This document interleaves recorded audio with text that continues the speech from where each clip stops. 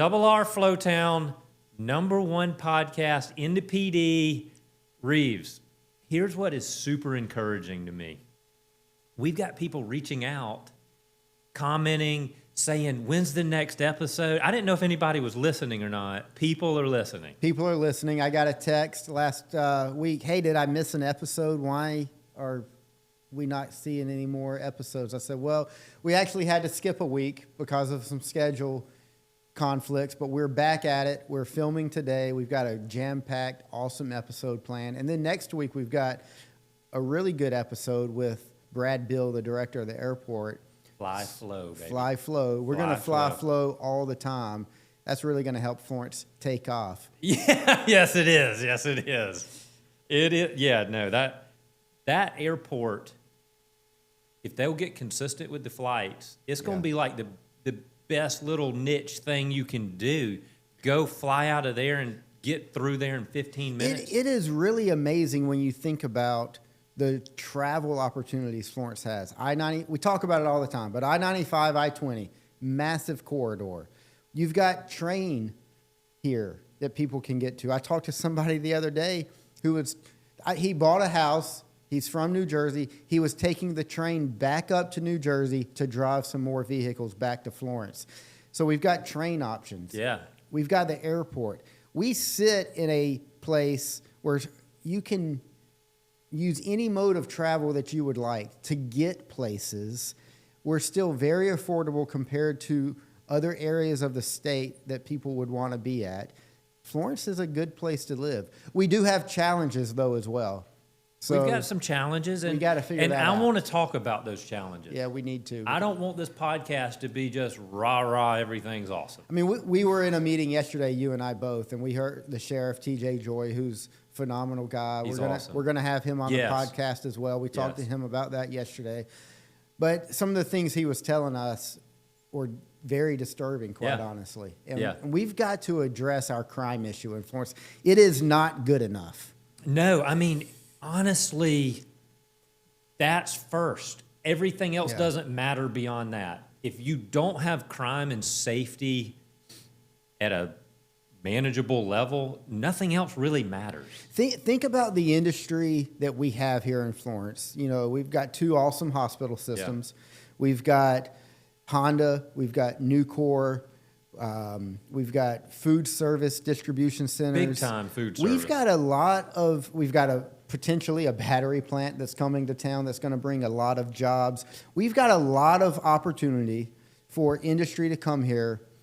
And we were touring a doctor around yesterday. Yeah. And spine surgeon. A potential spine surgeon. And when they look at the crime statistics, it makes it very difficult for those industries to recruit good people to come live here because they see the crime statistics and it is downright scary. Yes. And it's not the sheriff department, it's not TJ Joy, it's not the City of Florence Police Department that's the problem. They're doing everything they can with the resources they have, but we've got to address the socioeconomic issues that are contributing to this. You've got to fix the root cause. And, you know, some people would tell us, well, that's just too big of an issue. You're not going to solve that problem. You're wasting time talking about it. But we've got to talk about it because we have so much stinking potential in this city. But we've got to figure out as a community how to address that and how to move forward. And it's true that, you know, the I-95 corridor does bring a lot of that drug use, and that's not necessarily life in Florence. It's just happening right there on 52 and 95, and it's kind of segmented away, but it's still part of who we are, and we can do better, and we got to figure out how to do better. You know, it was interesting the few points he made yesterday, one being it's not as much murders as it is killings. You know, it's 2 guys disputing over a girlfriend and shooting each other. Well, he said it. He said they fight over drugs and they fight over women. Yeah. I guess that's been happening since the beginning of time. But well, I remember me and a buddy of mine fighting over a girl in high school, but it never got to guns. Yeah. We don't need to shoot each other. Just that's right. Punch each other and move on. Fight. Just fist fight. There you go. But anyway. No, but seriously, it is killings. It's not murders. And that's an important distinction. And that's one of the things the sheriff was commenting on at the event we were at yesterday is, it's not like there's these thugs going out just looking to kill random people. That's not the threat that we're facing necessarily in our city when you see the crime statistics. You're seeing, friend on friend crime and murders, killings. But that comes from pathetic families, pathetic parents, quite honestly. Yes. They're absolutely pathetic parents. Yes. And it's because of a government that is stupidly funding out of wedlock mothers. Exactly. And we've got to stop funding these mothers that are continuing to have babies out of wedlock. We need fathers to step up, and the government's got to understand and incentivize parents being parents and not de-incentivize that. These kids are growing up in hell. Yeah. Is what they're doing, Reeves. When we go back to the Mike Rickenbaugh episode, we saw him nearly come to tears when he was thinking about the environment so many of these kids are growing up in. And government has been enabling this for a long time. Yes, it's got to stop. It's got to stop. So you've got to tell this story, Reeves, because it's like really helps people fully get it. And it's the story that the teacher posted about the project that she offered to her kids. What was it, like a fourth grade class? Yeah, I think it was a fourth grade class. I saw it on Facebook that someone else had reposted about a teacher in our area. In our area. And if memory serves, you may remember it better than me because we talked about it. But this teacher asked her students, third, fourth grade students, to go home and instead of engaging in TV, media, various things. This was their homework for that night. Yeah. Yeah. To go and talk to an adult. And I think... And ask them some questions. Ask about their life. Just ask them questions. Just try to engage with their parents. I think the teacher was trying to prove a point. Yeah. And what happened? Well, the point was proven. It was a very sad, very damning point for this, at least these 20 students. I think there was 2 students that actually had adults in their home engage with them, and the others reported back that they were told to go away. They didn't have time for them. They didn't want to talk to them. And that might seem like, no way did that happen to some of us who haven't been raised in that environment, but that is a wide swath of people who are living in Florence. Yes. And the kids that are being raised in those environments. And we've got to figure out how to address that and help parents be parents. Yeah. That's the number one job of parent. The moment you have a child, that becomes your first priority. Exactly. It's got to be. So one more story, and then we'll move on from this, but I think we need to make the point. So TJ Joy also told 2 stories of 2 different killings that happened, and as a result of those killings, one 3-year-old child was shot and made it. The other 3-year-old child got killed because the parents are shooting people. I mean, think about what that 3-year-old kid was living through. It breaks my heart. Think about if that 3-year-old made it, how difficult it would be for them to get to a place of success having been raised in that kind of environment. And so we're 2, 3, 4 generations into this now. Yeah.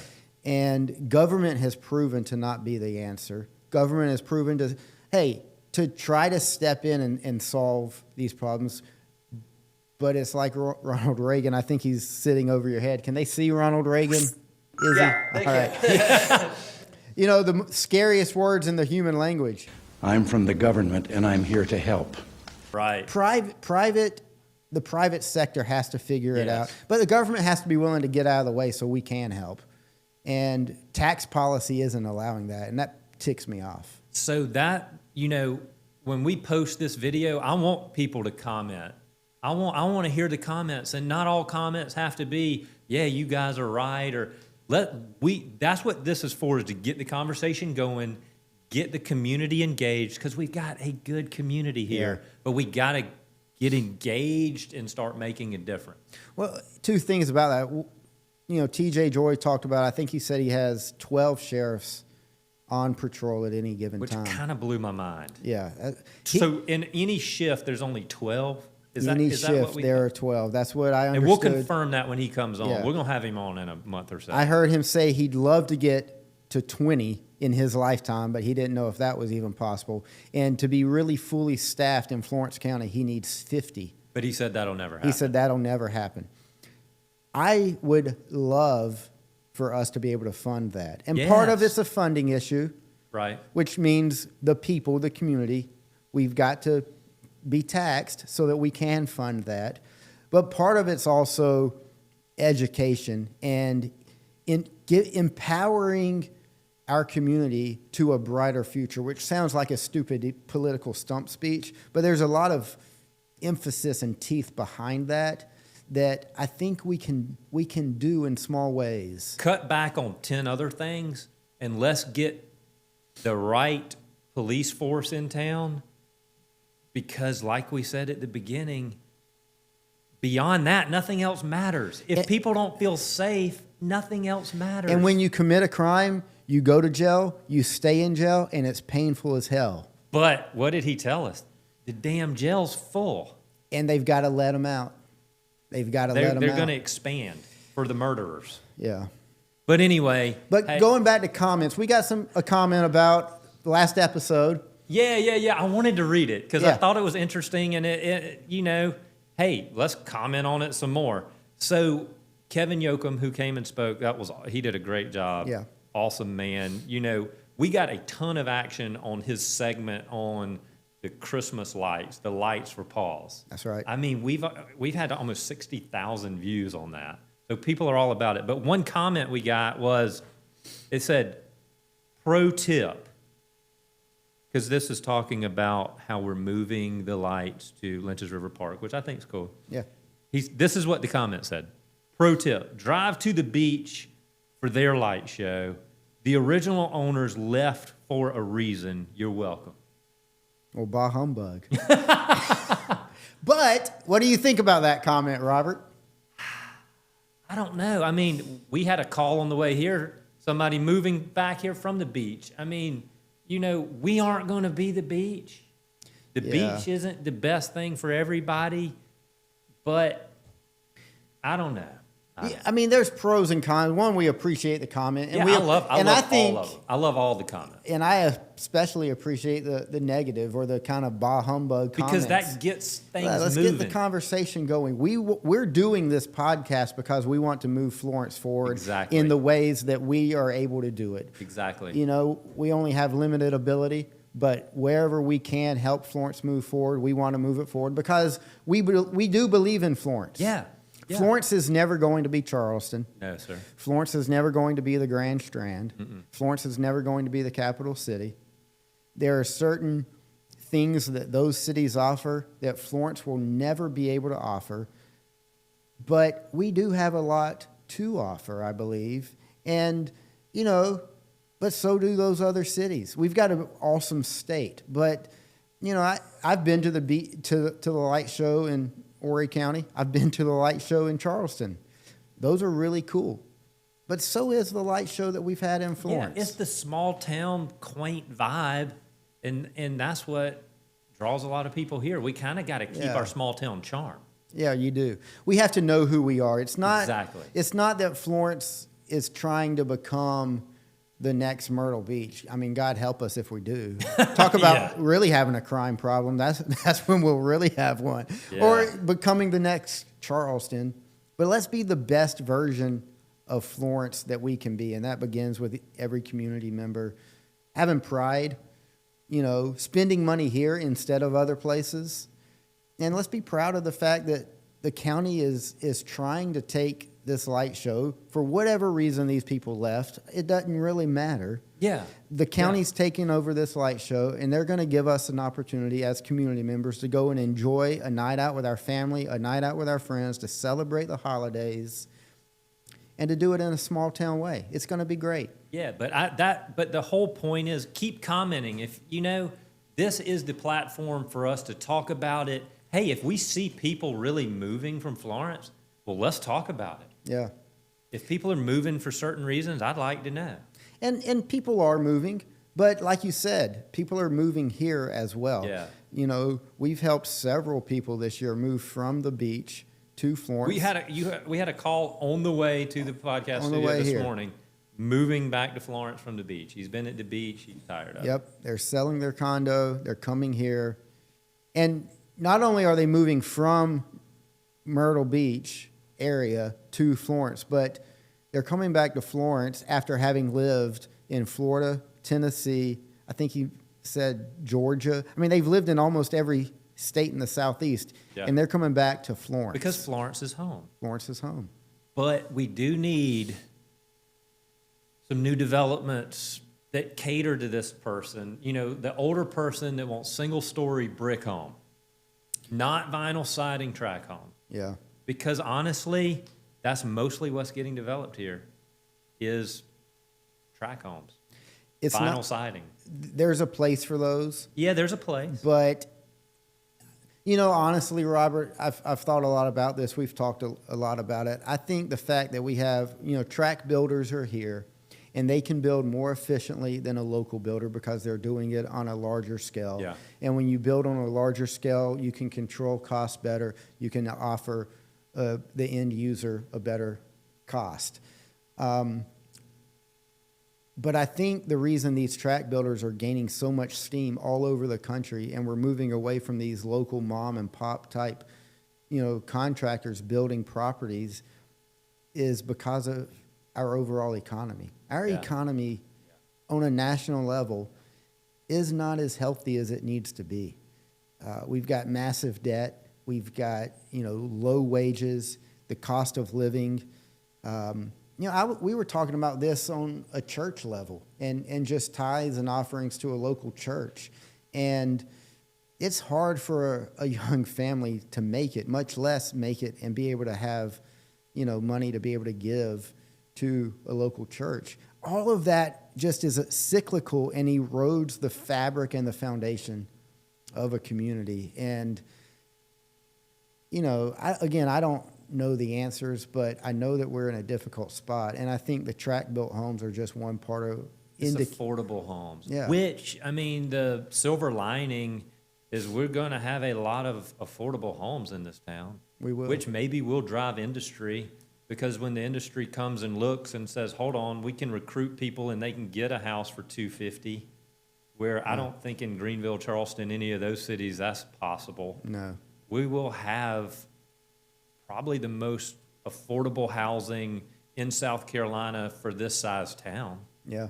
So Which is a really good thing. But getting back to your point, we do need some new development. I Yeah. think there's opportunity for local builders, and we're very well connected to most of the local builders here to build some, whether they're townhomes or patio homes or just some brick ranch homes that are a little bit bigger that, anyone, but especially older clients, can move into and feel very good about, very comfortable. There's not a place right now for that to happen. Well, and I think we've also got, and I got invited by the city to go to a meeting talking about revitalizing some of our existing neighborhoods, Okay. especially some of the neighborhoods that are trending down.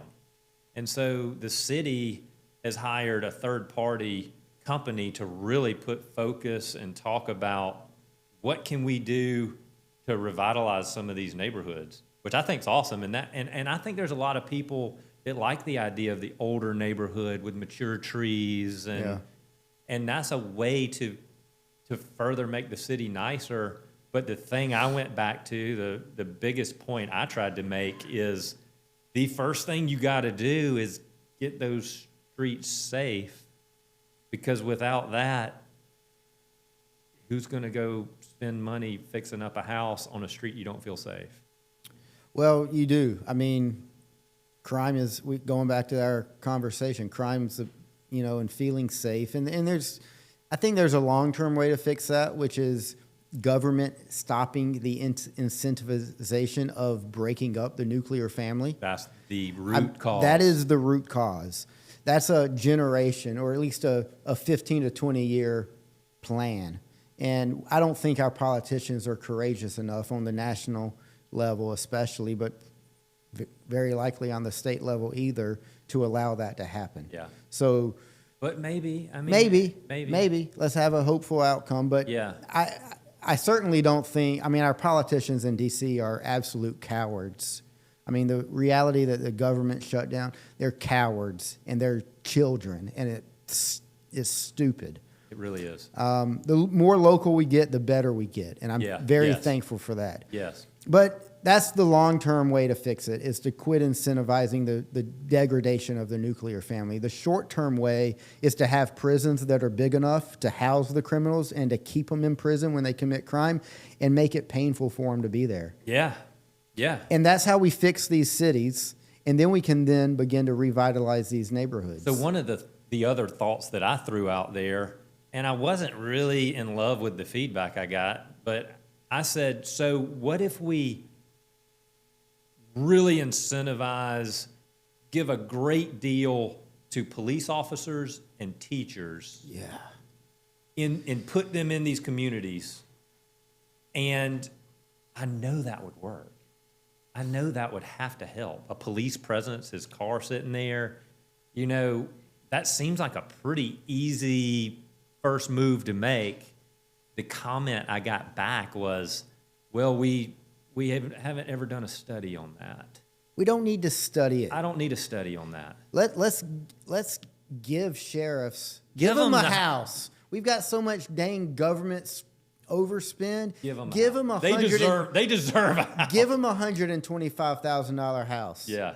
And give them 10 years of free property taxes. That's a better use of government funds than anything else. Yeah.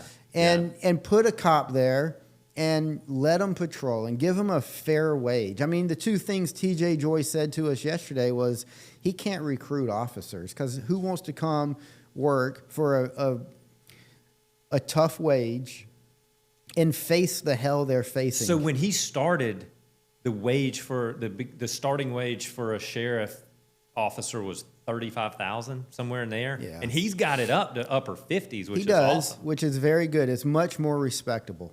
But putting your life on the line every day for $55,000, $60,000. That's a tough tough thing. ask. Yeah, it's a tough ask. But we've got some awesome sheriff officers that are truly passionate about it, and we want to find more of those we guys. got to find more. Yeah, And we got to pay them well. And I want to put them in some houses. Yeah. In the city. But the other thing, teachers. What did I send you a video of last night? Fight at West Florence. A fight at West Florence happened this week. I mean, they probably happen. They happen all the time. All They've the been time. happening. They've been happening forever, whatever. Yeah. But sent you a video of a fight that my kids, they had a video of it that happened at West Florence. But TJ Joy said yesterday to us, what? Teachers need to be wearing vests to school. That hurt. Our sheriff said that teachers in our public schools need to be wearing vests because it's that dangerous in our public schools.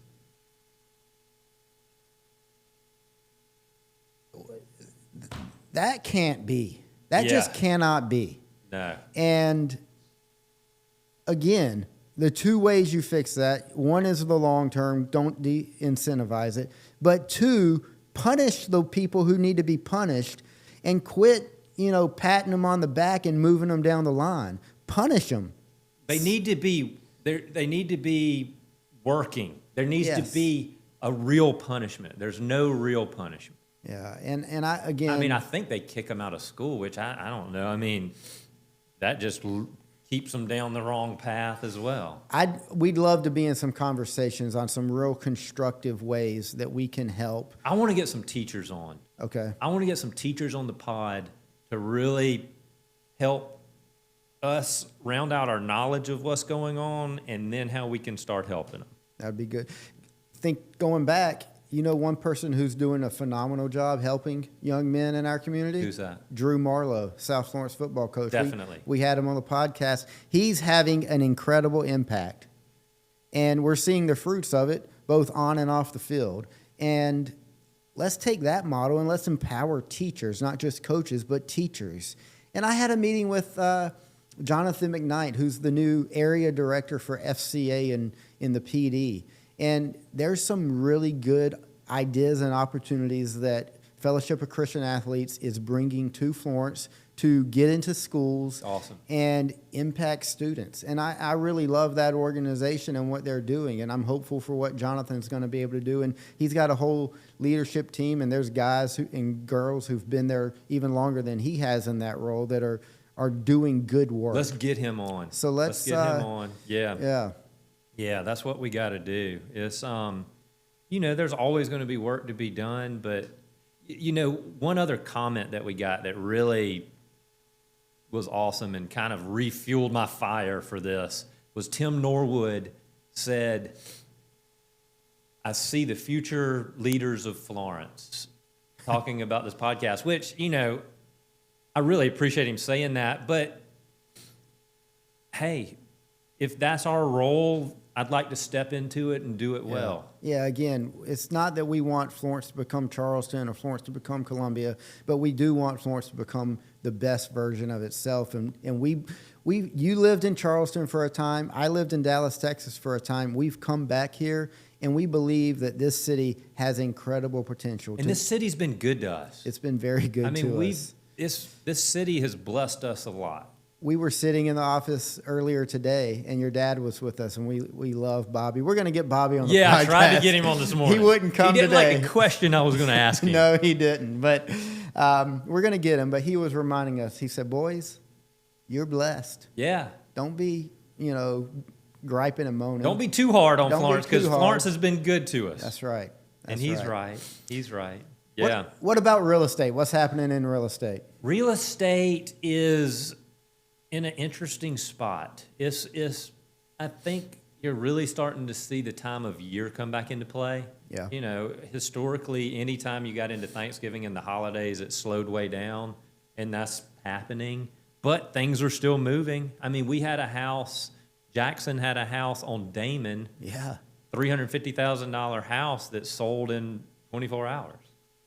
So it's weird and interesting. It's a little, would it be fair to say maybe it's not quite as predictable? Very fair to say. Very fair. As it used to be. It's not, yeah. We've got, the house Jackson listed at $350, boom, it was gone. And it was a nice house, but nothing that would have made us think it was going to go in 24 hours. I wouldn't have thought that. Especially based on the houses we have listed around it that are sitting and not being shown at all. There's ultimately not a lot of buyers out there at the moment. I mean, we've got some, very good new construction homes. I talk about them all the time, priced between $220 to $240, which is starter price homes now. Some people who are older may not believe that. That's the best price new construction you can get in town. And we're offering $5,500 in closing cost assistance. We're offering 2.5% plus a $2,000 agent bonus, plus a refrigerator if these homes close. And a 50-year mortgage? Let's talk about that in a second. We're offering a refrigerator, not a 50-year mortgage. And I've sent this to dozens of agents, dozens of mortgage brokers, and they don't have buyers. Because that is by far, if you've got a buyer anywhere near that price point, you're not going to find a better house. But there's nobody looking to buy. So it's a very mixed market.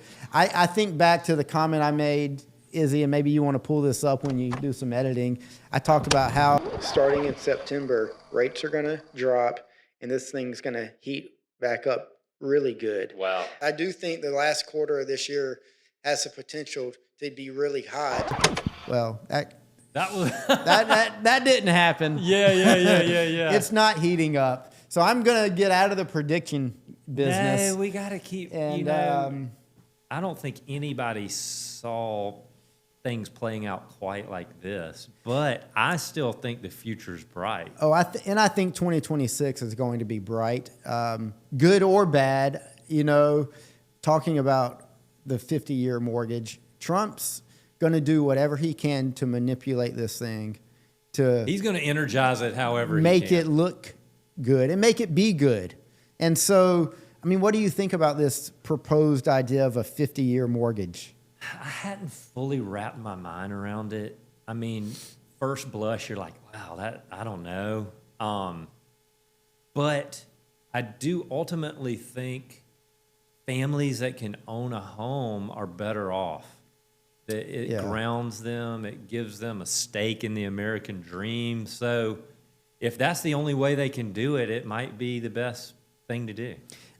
Yeah, I think the pro is that it's a lower cost to enter, which means it's a lower barrier to enter. It's more expensive a lot more. Nobody's expensive. living there for 50 years. Nobody lives in a house more than 7 years anymore. But the danger with a 50 versus even a 30 versus even a 15 is the longer note you have, the longer term you have, the less principal you're paying at the beginning, which means you live in this home 7 years and you've got a 50-year mortgage and you've paid $125,000 or $200,000 in payments, and you've knocked out $10,000 of principal. You know what I think would be the best play? And it'd be something they'd really have to force the banks to do, is make more mortgages assumable.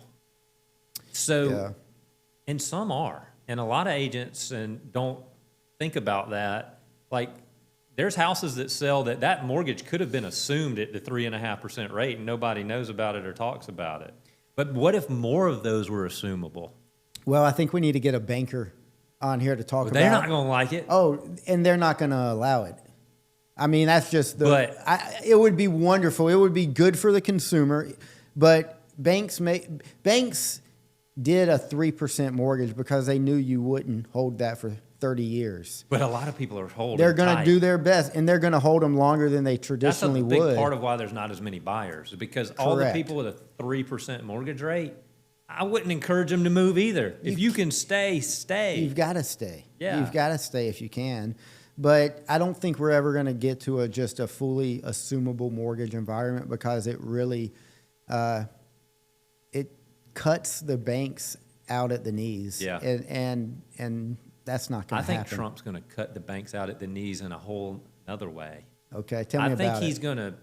I really think he is going to push crypto into everything, and I don't fully have my mind wrapped around it, but it's starting to make sense to me. Like, take this as the example, Reeves. Let's say we've got a townhome building with 5 townhomes in it, and it's worth $800,000. And now if we wanted to take that building and make it like a real estate investment trust for other people to invest in, it's really clunky and hard to do. What if it's tokenized to where you basically, we could sell Izzy a damn $50 share of that thing through a crypto token? And how does that change the game? How does that completely change it? Well, you've heard the phrase, hell hath no fury like a woman scorned. Well, you know what's even more true, Izzy? Hell doubly has no fury like Trump scorned. And that man is absolutely livid at the banks. Because they tried to debanking him. They basically did debank him. And that's why they hate him. That's why everyone hates him so much. I mean, it makes no sense unless you pull the covers back a little bit. Why do they really hate him so much? Well, because he is going after them in a way that no one else has ever been able to afford to go after. He's trying to unrig the system. Yeah.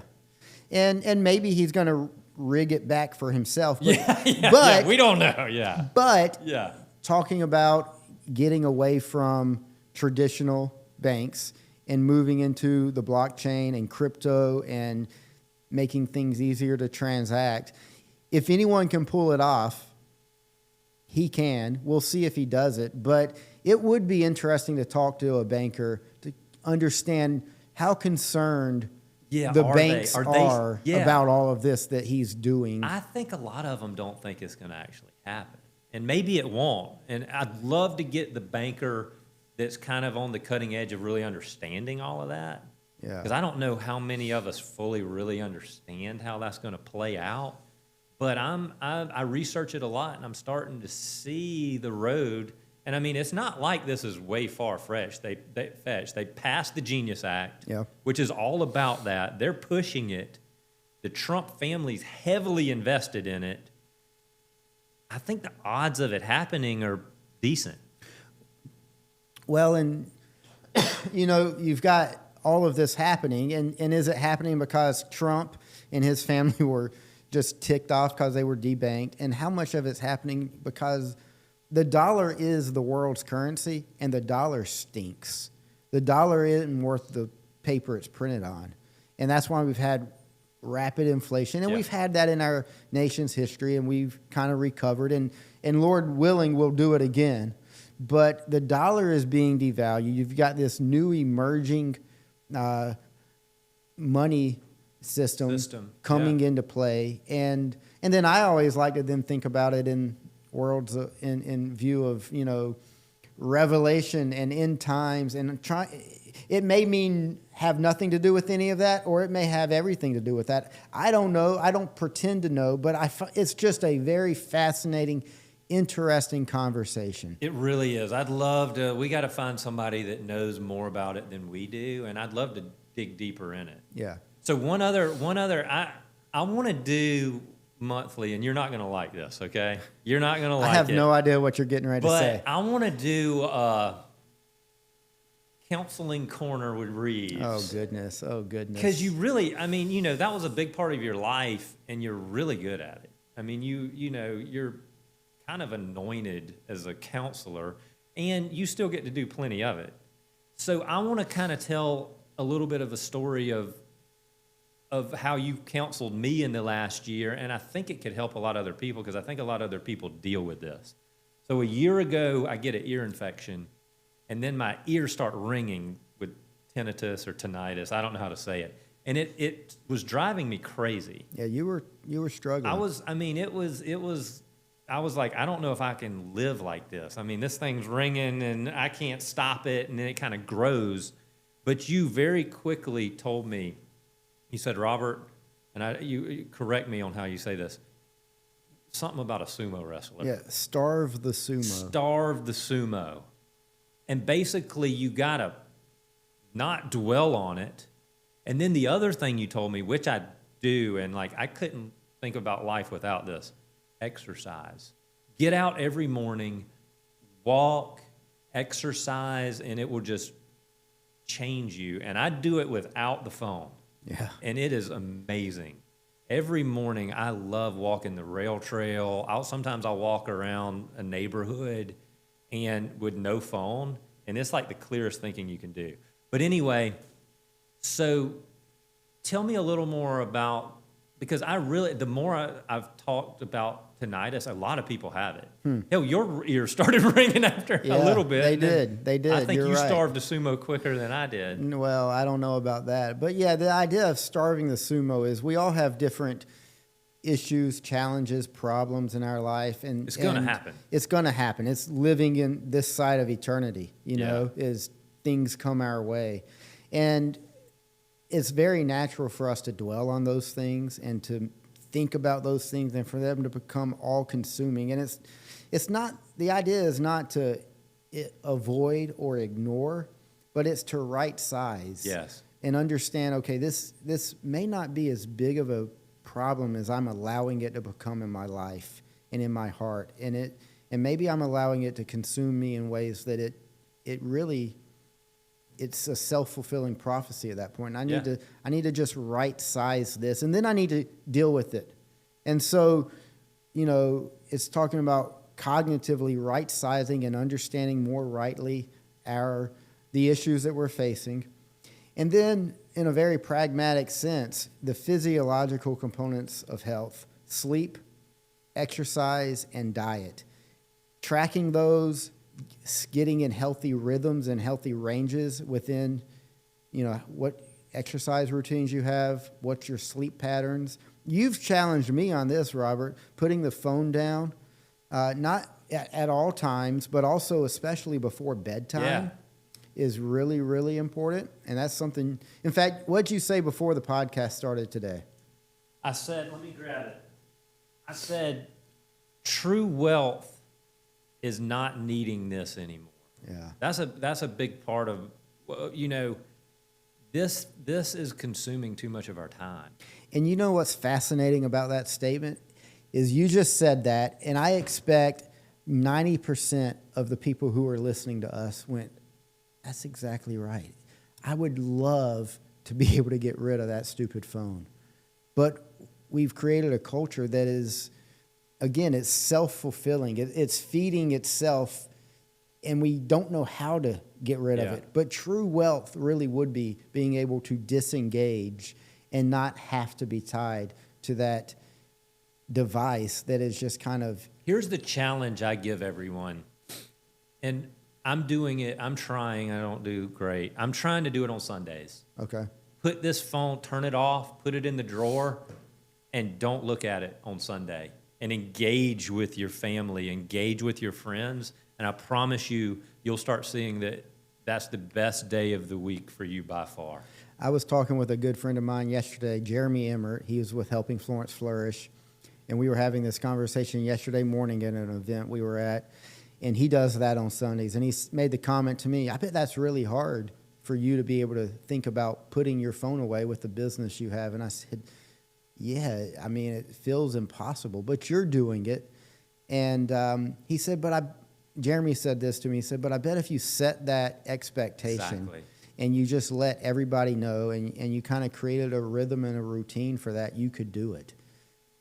And I think ultimately it would make us better real estate agents. Here's the one thing that I've experienced in my life, both when I was, working as a licensed professional counselor and as a pastor, and even now, when I go away for a little 1, 2, 3 day retreat to just kind of be still before the Lord, pray, study, think about goals and objectives, decompress. I come back with so much energy. I come back with so much clarity, and it has propelled me forward in seasons of my life that if I had not decompressed, I would have never been able to do that. And I think we have to have rhythms of that in our life. Definitely. Weekly as well as maybe quarterly and annually. And so that's a good challenge for all of us. Yeah. That's the other. So counseling corner, good counseling corner. Well, I'd like for our counseling corner usually ends up becoming partly talking about health as well, because that's a huge part of it. Yeah. So I think we need to continue to challenge each other. Like, I want to see more people on the rail trail in the mornings walking. That thing needs to be packed. Yeah. It's beautiful. The leaves are falling, and there's 4 people out there walking.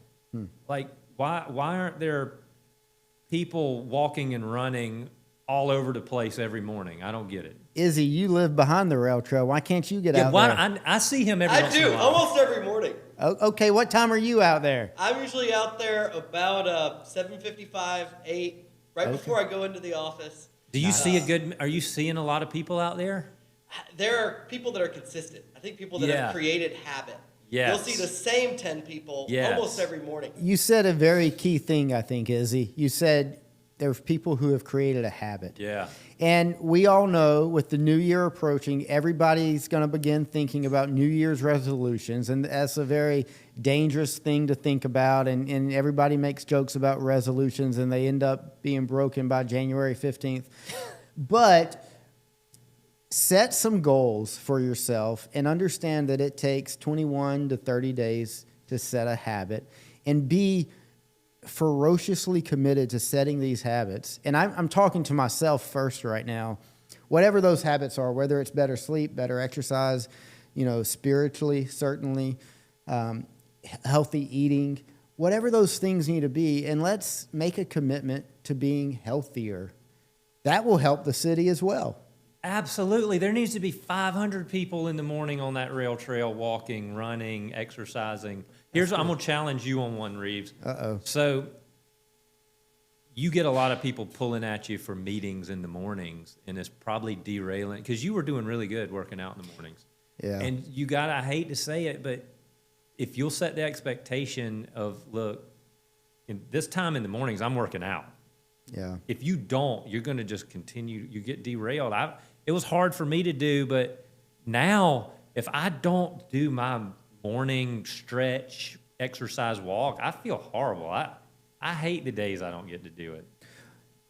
I appreciate that challenge, and you're right. I like to wake up at 6 a.m. I like to be at the gym by about 6:20, and I like to be walking out of the gym by 8:30. Yeah.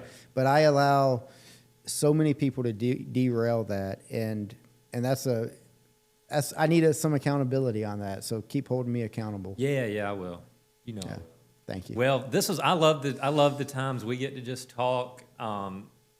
You know, looking forward to next one with Fly Flow. That's going to be super interesting. That's right. Everybody keep commenting. Like, comment, tell us what you think. Tell us who you want to be on this.